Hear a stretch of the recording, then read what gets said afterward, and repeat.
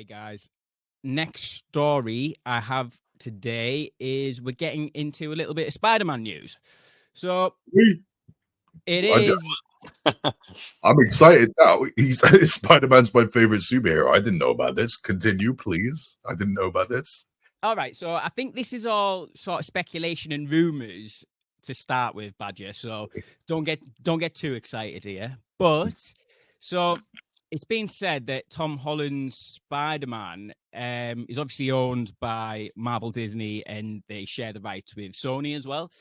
I think Sony, considering their latest efforts with the likes of Madam Web, are wanting to get a financial success out of the Spider-Man IP. So it's been said that they're considering shooting in fall of this year. Now, I don't know whether it's, this is like a Sony push. I think Marvel, as in MCU Disney, want to step back a little bit and really focus on getting a story perfect and correct and right, not just rushing into it. But obviously, Sony are crying about the recent Madam Web situation going on. So I just wanted to know, because apparently they've got a couple of directors that they're looking at the moment. We've got Drew Goddard and we've got Justin Lin as well, which I thought was quite an interesting choice, if I'm being honest. Justin Lin, famous for the Fast and the Furious franchise and whatnot. I think, the man can definitely handle action and obviously big sets, big productions, high budgets. I wouldn't say no to Justin Lin. It ain't like a nobody name where they're just going out and hiring like a TV director because they can get them cheap and they're just going to boss them about, a bit like a committee run sort of film, which I tend to think a lot of MCU films of late are, which isn't a bad thing. It's made them the successful company is what they are. But yeah, man, we'll just take a quick look at this story here. It says, Sony hopes to wash the taste of Madam Web out of people's mouths with a new official Spider-Man film that has the strength of the MCU behind it. The next entry of the Marvel Studio Spider-Man franchise has been carefully planning its next steps as No Way Home celebrated the web crawler's film legacy, then ultimately took Peter Parker to his smaller roots in the end as a friendly neighborhood superhero. However, the previous trilogy director John Watts will not be returning for the new entry. So, yeah, these are our two sort of directors in the running by what it looks like. Tom Holland Spider-Man, folks, are we a fan of this one?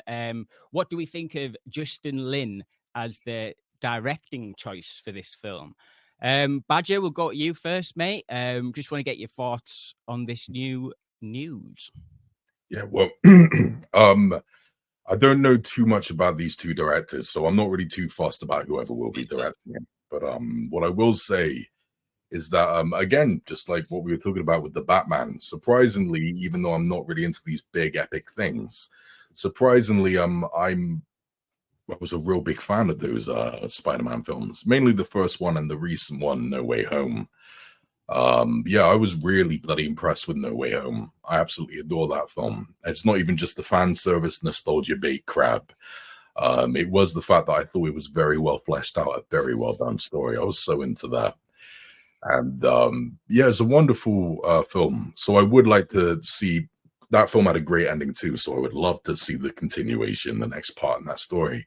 Not too fussed about the idea of directors and stuff like that. I just want them to not screw it up. Please don't get too epic. Some rumors I've heard are that Maguire will be coming back along with who's can't believe my brain fart here. My brain's shutting down. Who's the other Spider-Man?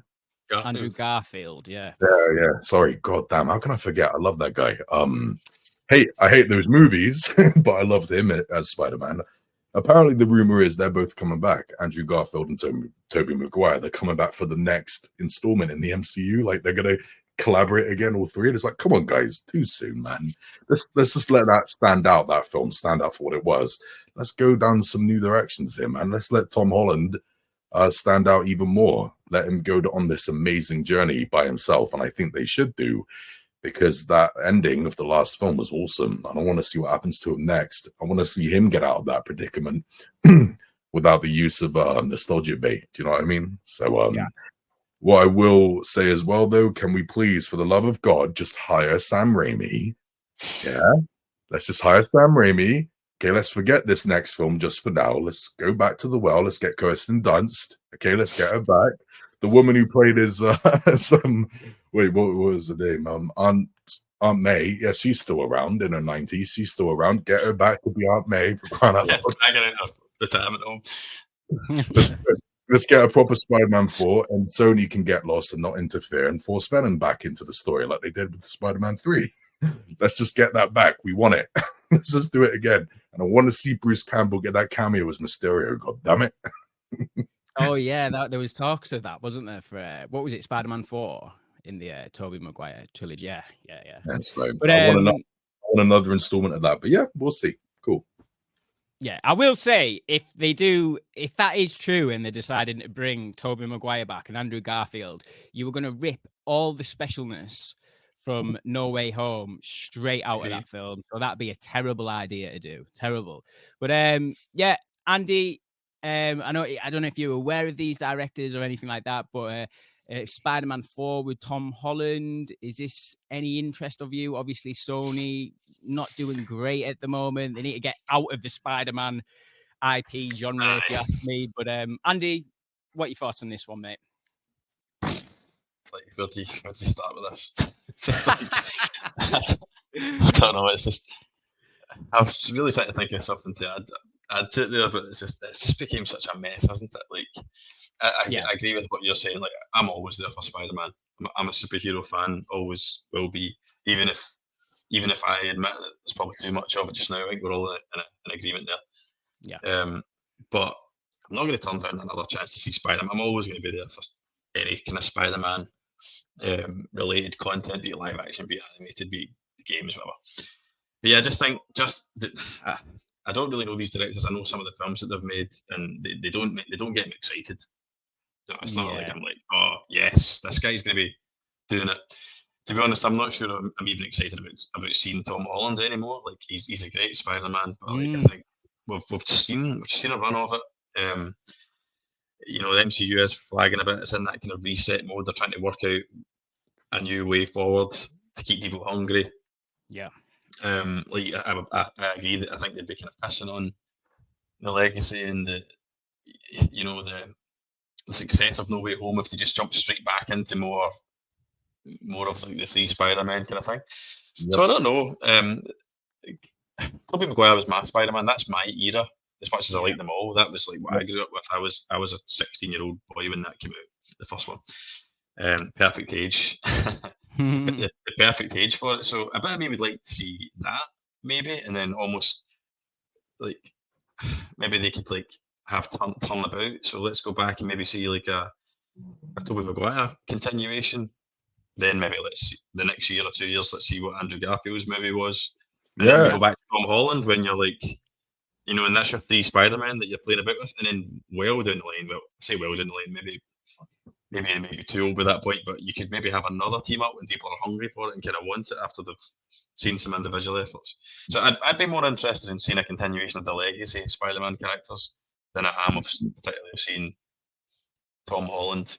But I also agree with you, Ellis, that like Sony are making a complete mess of they're chasing the money. It's clear that they're chasing the money and that the fans and the quality of the content isn't front and center. It's just about recuperating money, and it looks as if the fact that Madam Web is quite embarrassingly bombed and became the butt of all the jokes. It's as though they're just desperately trying to find a way to kind of salvage themselves and recoup the money, if you ask me. So I think it's a bit of a poison chalice. If I was one of those directors, I wouldn't be. I know it's all down to money at the end of the day, but I'd be kind of thinking, maybe not.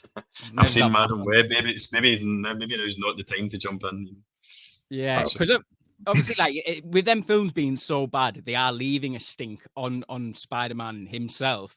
Yeah. And it's the MCU that's doing most of his story. Like it's got I would say 90% of like the story decisions go with the MCU, not Sony. So it is a total mess. It's a total mess. And I just want to say as well, Tom Holland, like I sort of agree with Andy that I'm a bit over Tom Holland, but it's a bit unfair really, because I never thought he got a real fair shake at playing Spider-Man. And you might think that's strange because he's had 3 movies, but it was like that was an origin story spread over 3 movies. And it had the unfortunate thing going on where he was getting implemented in all these Avengers films and Civil War. So we're just like a bit overrun with Tom Holland, which isn't necessarily his fault. So I'm in a weird dilemma. It's like, yeah, I'm a bit over Tom Holland, but also I just want to see that friendly neighborhood Spider-Man. Like, I don't want to see the half, Tony Stark, half Spider-Man situation, which is what we necessarily got. Do you know what I mean? Like at the end of No Way Home, it was all about him sewing up his new costume and stuff, which was taking it way back to basics, which I really appreciated. Yeah. But yeah, guys, Spider-Man 4, I'm looking, I'm not that looking forward to it. I'm not that hyped about it at the moment. I think it's wow. I'm really surprised. I'm so surprised that I'm the one that's excited for it. Yeah. So I don't know, folks. I don't know. We'll have to see. Wait, what happens? But just keep Sony away from it. Just keep Sony away, because they messed up Spider-Man 3. Even though I do have a lot of fun with them, Jesus Christ, they messed up the 2 Venom films, right? and of course, we got this too as well. We got Madam Web. I've got Craven and the Hunter to go as well. God. Oh yeah, we'll get Paul Tams, who's usually on the stream all the time, folks. You can catch him on the channel quite a bit. Can't be here tonight. His voice has got no voice. But he's saying it's crazy that Sony has made one of the best Spider-Man movies in Spider-Verse, at the same time made one of the worst Spider-Man movies in Madam Web.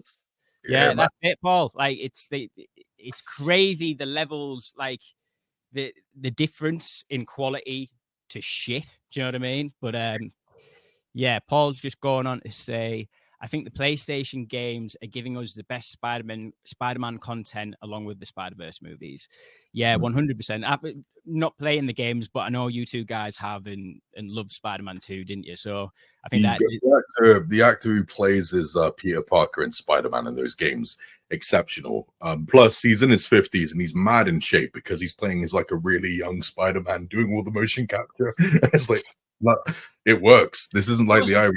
What was the deal with that though, Badger? Because if you remember, obviously, you probably won't be aware of this, Ellis, but when Spider-Man originally came out in 2018, he looked completely different, like facially, the 3D model that they used for him.